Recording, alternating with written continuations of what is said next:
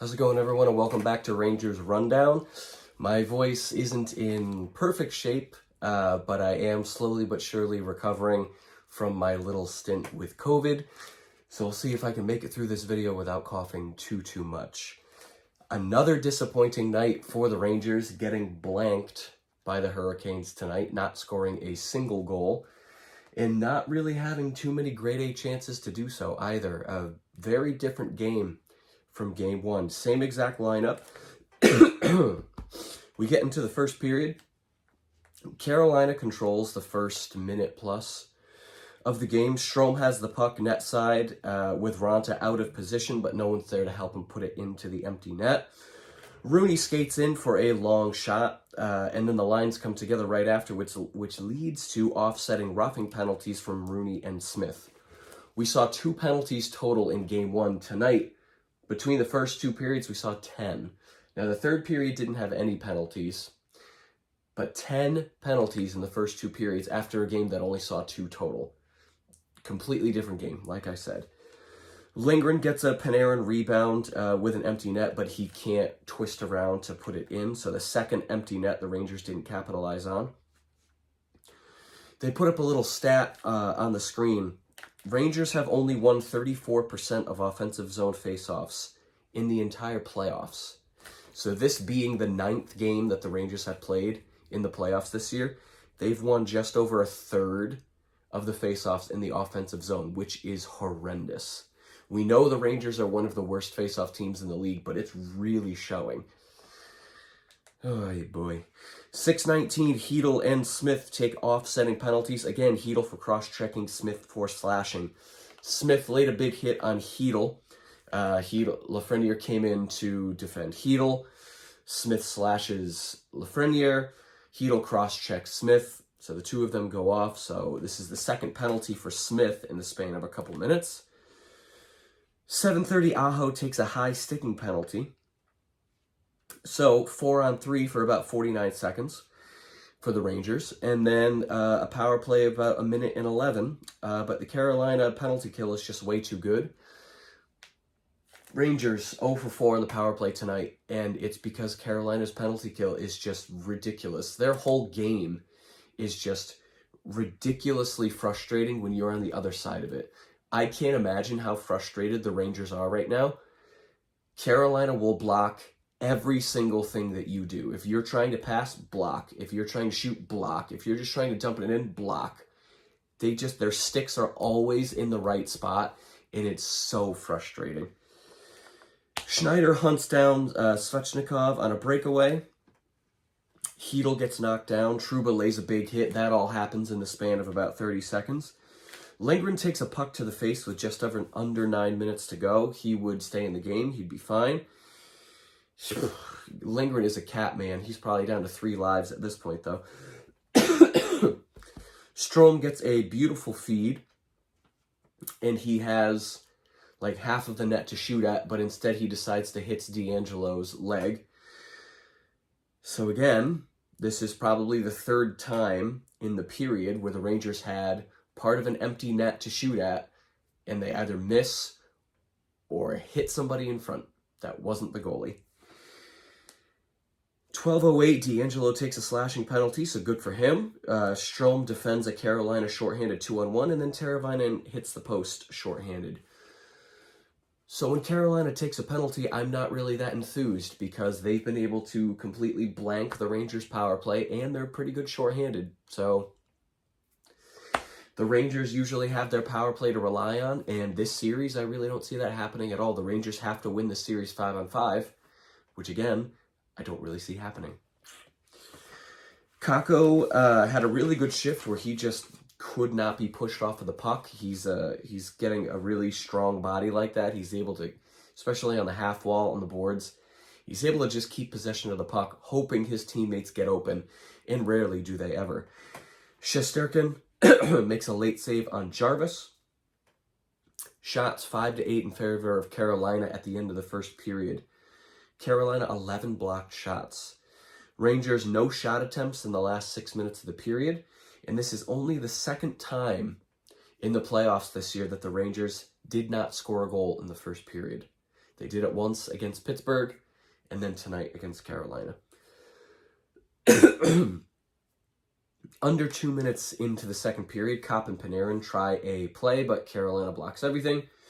3:45 in was the first shot on goal for the Rangers in about 10 minutes. So from 6 minutes in the first period to almost 4 minutes into the second, no shots on goal for the Rangers. Third line has a decent shift shortly after that, though. 6:19, Kreider takes the first of 2 slashing penalties in the second period. Carolina's in the offensive zone the entire time, but a good penalty kill from the Rangers. Rangers getting 0 offensive zone time. That was a theme throughout pretty much the whole game and probably the entire series.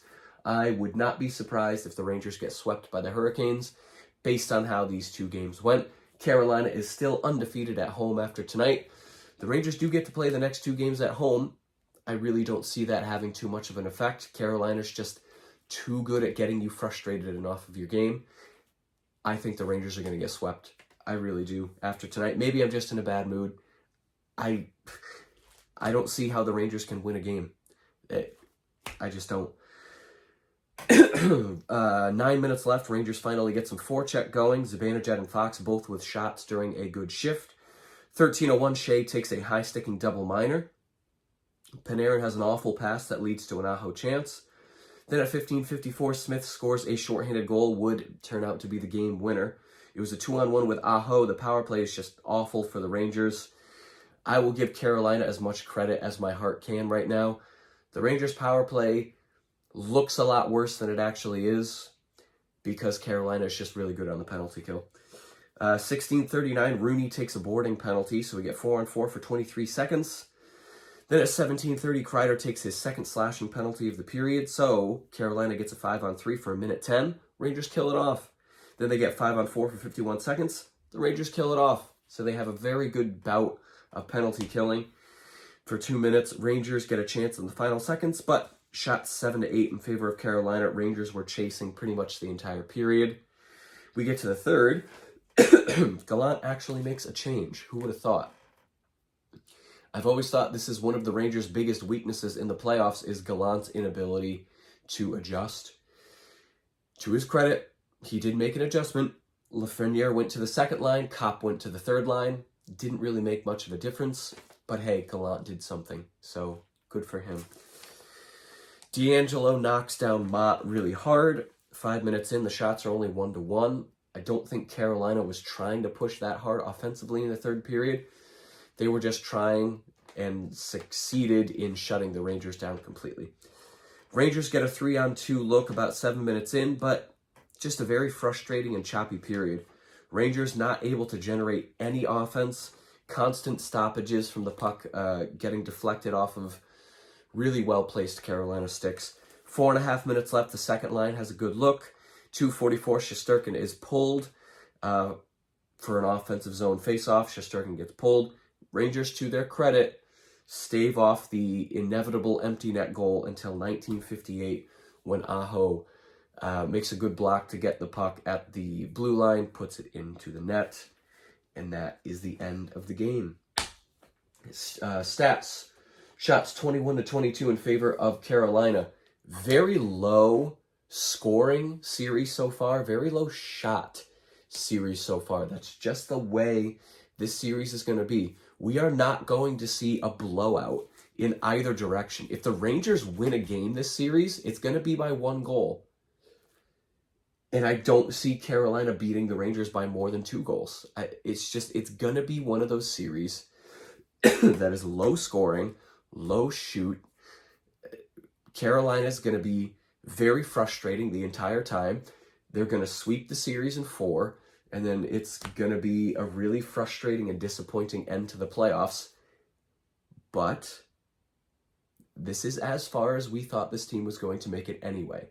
So as frustrating as it's going to be in the short term, in the long term, I really don't see this as earth-shattering for the fan base or the players. It sucks to get swept. It sucks to lose in the playoffs. But I think this team is going to brush it off pretty fast and start looking forward to next season. The trivia question of the evening.